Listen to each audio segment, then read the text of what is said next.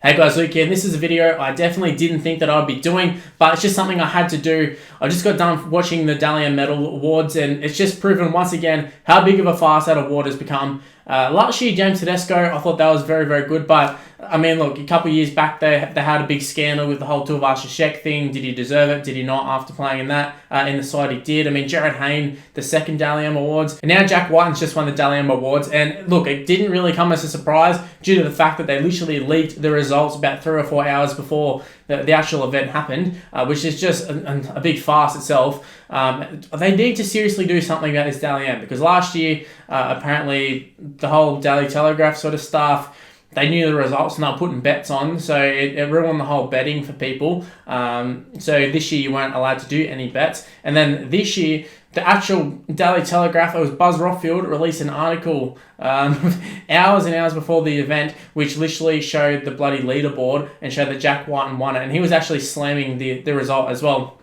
which I'm not going to totally slam the result. Look, Jack Wighton, he did have a good year. Was it the best year? Was it the best player of the year? Definitely not. I think even when he was accepting the award, you could kind of see that I don't think he really believed it.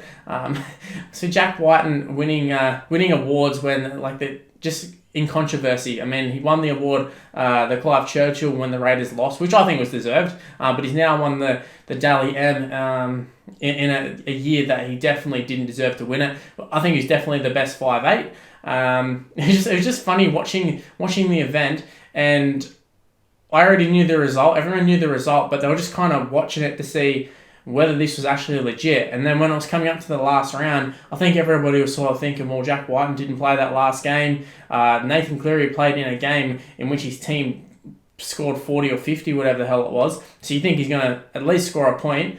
But nope. And then Gutherson, also his team won. He had some pretty key important moments. They literally pointed it out in the telecast. They were going, Cooper Cronk was like, try saving tackle. I think he's just won himself a Dally M. It seems weird. So they talked it all up as if they didn't know. And then 2 seconds later, they're like, and none of them got points. So Jack Wighton definitely wasn't getting points. And the other two, despite being in the winning side, playing in the spine, the most important positions in their team, the most important players, didn't even poll a point.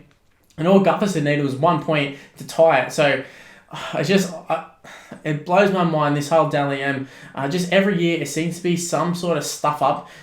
Even down to a few years ago where they had bloody Ruan Sims doing the polls when she was like on TV watching another game, calling another game, whatever it was. There's just controversy left, right and centre with the Dally M's, and it definitely needs to be a big overhaul. Now, I think the Dally M is so ingrained in the NRL that it's not like they can just stop it and maybe call it something else, whatever, but they make it such a big deal about you've got to win a Dally M. Like, it's what the players want. They want to win a Dally M, and the media hypes it up. But every year it's just an absolute farce. I mean, even this one, like, you can't tell me. Like, I think the comment section will probably agree. If you don't, tell me why. But you can't tell me that Nathan Cleary wasn't the best player this year. Even Gutherson, to that matter. Jack Wighton was very, very good, but I wouldn't say he was the best. And I think that's reflected in the fact that the Raiders didn't make the top 4. Despite making the grand final last year, making the top 4, they had a worse season wins-wise, and yet Jack Wighton wins Player of the Year. It doesn't make any sense. Look, he had a very, very good year. Definitely deserved to win 5'8" of the year. He was my pick to win 5'8" of the year. But I think there were some question marks over whether he was even going to get 5'8" of the year, considering Cody Walker's end of season. And so when you look at that, and then you look at the fact that he's literally just won Player of the Season, it does my head in. And it does my head in that the Daily Telegraph stuff it up every year for everyone. Like I said, last year they had the whole betting scandal. This year they've literally released the results hours before. So you sit there, you're watching the telecast, and they're acting like nobody knows, when bloody half the population anybody who's on social media already knew the result. If you followed any sort of Fox Wars footy page, go into the comment section, just anywhere. I had people commenting my video saying, yeah, Wighton's already won. And it was more of a, we'll just wait and see if it's confirmed and then have a laugh at them. And it was definitely confirmed. And I think you could definitely tell the players knew. They had to have known. They had, I don't even know why they had Luke Cleary there. He was nowhere near in contention. Just seemed a waste of time. You had Tedesco there I can see the logic in having him there, considering he won it last year. But he was so far off the mark. I mean, they rested them half the year. Cleary was out with concussion half the year as well. But yeah, just I honestly can't believe Nathan Cleary didn't win the award. In terms of actual rest of the side, look, everything was pretty solid in terms of actual team of the year. The first ever team of the year, it was Clinton Gutherson, David Nofaluma and Adokar on the wings, and Gutho was at fullback. Centers were Stephen Crichton and Tony Staggs, and then the 5'8" were Wighton and Cleary as expected. Your second row was Kikau, Tohu Harris and Isaiah Yeo at lock. And your front row was Papali and Fisher Harris at prop, and then Cameron Smith at hooker. I didn't actually catch who got the bench position, but looking at the team, looking at my prediction, it's pretty good. I think I didn't have Tohu Harris, Isaiah Yeo, or Katoni Staggs, but Adokar. Adokar's probably the only one I didn't really mention, and that's just an oversight by me. Clearly should have been there. But yeah, I said Isaiah Yeo, I could see him getting picked. Tohu Harris is another one I didn't actually mention, but I said the second rowers are so...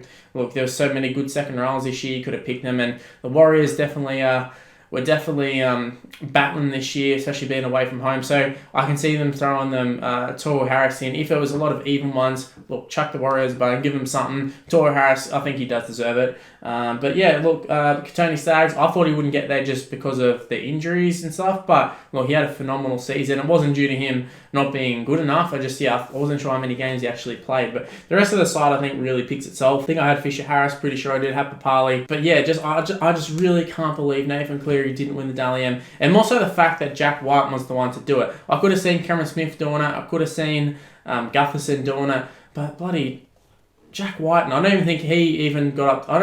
He even said himself in the interview, I just came here for the night. I didn't really think I was going to win. I didn't really think I was in with a chance. And I think that really, really shows it himself. You can see Nathan Cleary sitting there sort of grinning when it came up that he got no points in the last game. And then as soon as that happened, you're like, all right, well, this is the right scoreline. Everything else was right. So there you go. But leave in the comment section below, did you know the result beforehand? And if you did it sour the viewing experience? Because I think the whole beauty of watching the Dally M Awards is you get to see round by round, all right, well, this guy got 3 points. Oh, yeah, that's right. They're such and such played really good that game. Oh, they're going to get the 3 points? Oh, no, they didn't even poll. That's generally how it is. But there's a little bit of fun to it. But see, we already knew the result, so there was no fun with it. It was more sort of putting two and two together and going, okay, this is looking very, very close to that scoreboard. And, oh, look, there it is, the exact same scoreboard. Jack Wighton wins.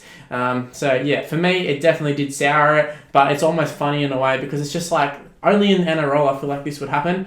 I don't know. Leave in the comment section below, what did you think of the Dally M? Do you think Jack Wighton deserved it? Do you think someone else deserved it? I'm assuming a lot of people are probably going to say yes. But look, Jack Wighton won the Dally M, and look, did he have a great year? Yes, he did. So, I mean, it could have been worse. It could have been someone else, and I don't know. I just feel like a lot of the times the Dally M goes to the star player in a bad side. So at least the Raiders actually had a pretty good season. And look, Jack Wighton was the biggest name in the Raiders side, you would say. Him and Papali, and then you add in that Josh Hodgson wasn't taking points off him. So if the Raiders won, which they won majority of their games towards the end, look, Jack Wighton's going to poll at least a couple points every game. Except for the last games, he didn't play. But yeah, look, I can't say it's the most controversial, but I can say it definitely is a farce. And they need to change something with the Dally M. And look, I think you'll agree with me in the comment section below. So yeah, like I said, let me know, what are your thoughts of that Dally M? Do they need to change it? Do you agree with anything I've said or everything I've said?